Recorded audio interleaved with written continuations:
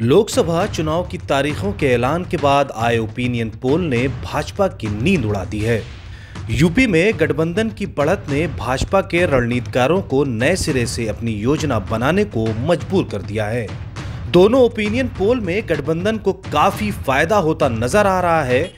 एक opinion poll ने सपा बसपा गठबंधन को 47 और दूसरे ने 35 सीटें दी हैं।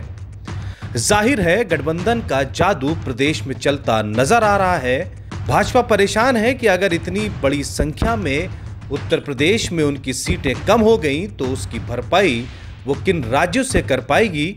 जाहिर है कि भाजपा की अब नए सिरे से रणनीति बनेगी। भाजपा के बड़े नेता इस बात को भी लेकर चर्चा कर रहे हैं, यदि कांग्रेस भी इस गठबंधन में शामिल हो गई तो नतीजे और खतरनाक हो सकते हैं।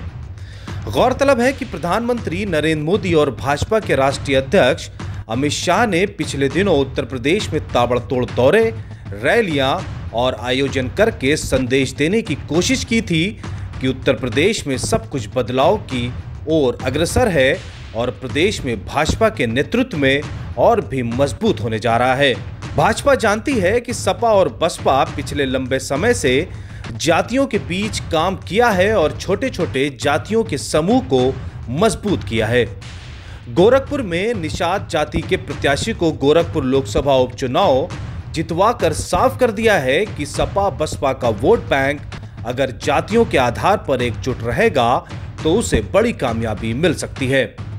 भाजपा जानती है कि 2014 में सभी जातियों के गठबंधन टूट गए थे और भाजपा नरेंद्र मोदी को विकास पुरुष बताकर चुनाव में कामयाब रही थी और मोदी प्रधानमंत्री बन गए थे। सर्जिकल स्ट्राइक के बाद भाजपा फिर यह रणनीति बनाना चाहती है कि पूरे देश में, खासतौर उत्तर प्रदेश में राष्ट्रवाद के नाम पर माहौल बनाया जाए और यही वो चाबी है जिससे सपा बसपा के जातियों के गठबंधन तोड़े जा सकते हैं।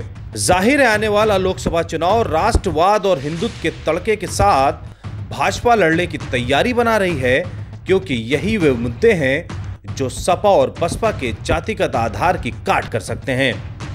भाजपा की परेशानी ये भी है कि अगर कांग्रेस भी गठबंधन में शामिल हो गई तो प्रदेश में मुस्लिमों का 100% वोट गठबंधन को हो जाएगा। Bureau report 4 PM news network.